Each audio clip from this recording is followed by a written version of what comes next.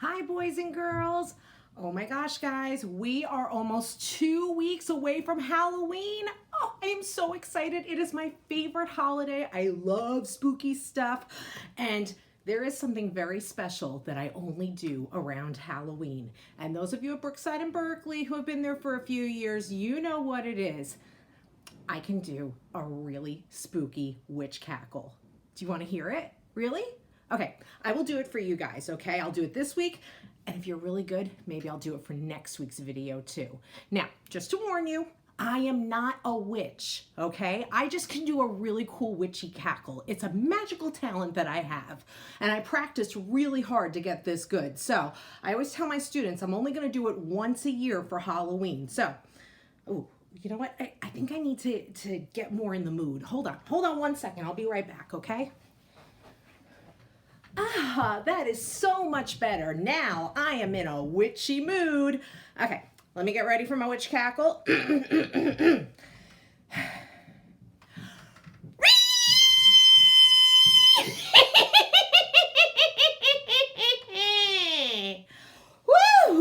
Oh man, that was a good one. All right, so for our witchy story this week, I'm gonna book talk my absolute favorite Halloween story, and it is The Witches by Roald Dahl. Now I know, look at my book here. Oh my gosh, it's getting so torn up. This is such a popular book in the library. I'm probably gonna have to get a new copy of it. Yeah, it's getting a little old, but it is because it is such a great book that kids keep checking it out over and over and over again because they enjoy it so much.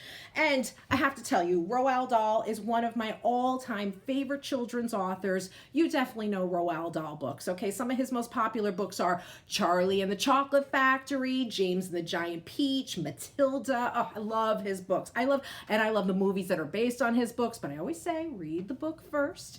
But this one, The Witches, this was my all-time favorite Roald Dahl book when I was growing up. I loved this book. And it also was made into a movie when I was younger in the 90s. There was a movie that came out called The Witches, directed by Jim Henson, one of the great movie magicians of my generation. The Grand High Witch in that movie was played by Angelica Houston. Now, I have heard that there's a new version of The Witches that I believe is on HBO On Demand. I'd have to check into that more and let you guys know. But the new version of The Witches stars Anne Hathaway as the Grand High Witch. So it'll be kind of interesting to see her take on the character. Now, myself, I'm partial to the book, of course. I always love the book first. But if you get a chance this Halloween, the original movie, The Witches, I believe it's on Netflix right now. With your parents' permission, watch it. It is so good. A little spooky, though. So if you don't like spooky, then maybe it's not for you. Okay, but I love spooky, so it's one of my favorites. And I've showed it to both of my kids, and now they just want to watch it over and over again. All right, but let me tell you about this book, The Witches. Actually, I'm going to just read a little bit of the beginning, okay? Now, let's remember, in real life, are there witches? No, okay? It's all made up stuff in a story. But this is a book in which we are set to believe that there are really witches, okay? And it sets up the world in which these witches live. All right, so let me just talk to you. This is the beginning. A note about witches. In fairy tales, witches always wear silly black hats and black cloaks, and they ride on broomsticks. But this is not a fairy tale. This is about real witches. By the way, it's not. This is a fiction story. There's not really witches, okay? Okay, cool. All right, bye. Real witches dress in ordinary clothes and look very much like ordinary women. They live in ordinary houses and they work in ordinary jobs. That is why they're so hard to catch. A real witch hates children with a red-hot, sizzling hatred that is more sizzling and red-hot than any hatred you could possibly imagine. A real witch spends all her time plotting to get rid of the children in her particular territory. Her passion is to do away with them one by one.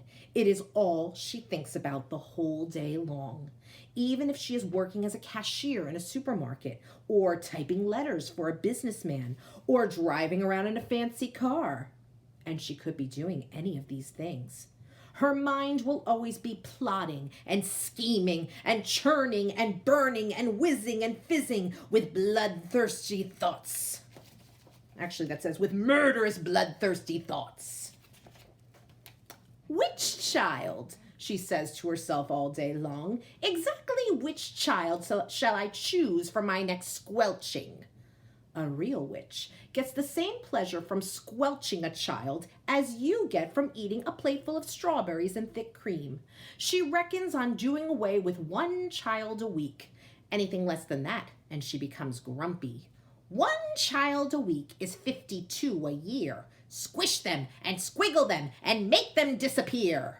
That is the motto of all witches. A witch, you must understand, never gets caught.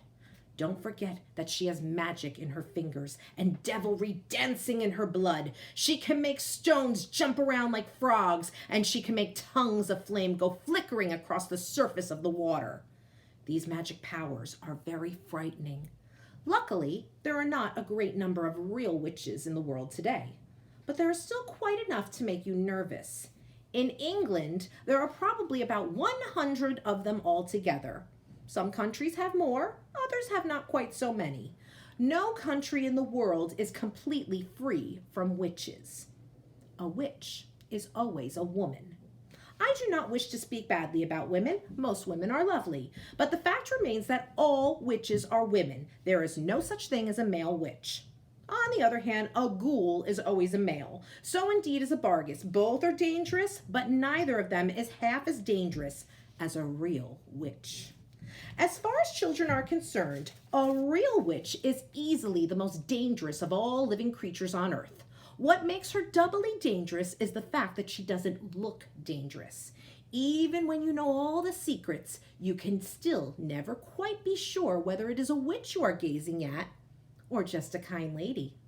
If a tiger were able to make himself look like a large dog with a waggy tail, you would probably go up and pat him on the head, and that would be the end of you. It is the same with witches.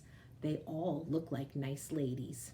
Kindly examine the picture opposite. Now he's talking about this picture right here of these two ladies. Okay, so look at those ladies. Which lady is the witch? That is a difficult question, but it is one that every child must try to answer. For all you know, a witch might be living next door to you right now. Or she might be the woman with the bright eyes who sat next to you on the bus this morning. She might be the lady with the dazzling smile who offered you a sweet from a white paper bag in the street before lunch. She might even, and this will make you jump, she might even be your lovely school teacher who is reading these words to you at this very moment. Look carefully at this teacher. Perhaps she is smiling at the absurdity of such a suggestion. Don't let that put you off. It could be part of her cleverness. I am not, of course, telling you for 1 second that your teacher is actually a witch. All I'm saying is she might be one. It is most unlikely, but, and here comes the big but, it is not impossible. Oh, if only there were a way of telling for sure whether a woman was a witch or not. Then we could happily round them all up and put them in the meat grinder. Unhappily, there is no such way, but there are a number of little signals that you can look out for, little quirky habits that all witches have in common. And if you know about these things, if you remember them always, then you might just possibly manage to escape from being squelched before you are much older. All right, so that is the first chapter of this book. I am not a witch, okay? I'm just dressed like one, and I could do a witch cackle, but I'm not really a witch. Okay, but this book is about witches. It's a fiction story. Let's remember that it's a fiction story. It's a made-up story. But basically, what this book is about, it's about a little boy named Luke who lives with his grandmother, and they go on vacation to this beautiful hotel by the sea in England. It is just so posh, so beautiful. However, the hotel also has a convention of all the witches of England who are all meeting at that hotel for the purpose of wiping out all the children in England.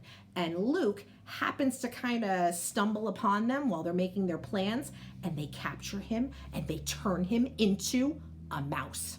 Yep. So now Luke, he's got to save the world because he knows about these witches. He knows the bad plan that they have, but he is stuck in the body of a mouse. And it is a great story, excellent, excellent book. I always recommend the book, but I also will say the original movie in the 90s, the one with Angelica Houston, that is on Netflix. I recommend it with your parents' permission. It is a little spooky, okay? But if you like spooky, you might like that. And then there's a newer version of The Witches that's coming out with Anne Hathaway. I've got to look up the information on that. I'll put it in the document for this week. All right, guys, I hope you have a wonderful week. I'm not really a witch. I just play one sometimes. Have a wonderful week.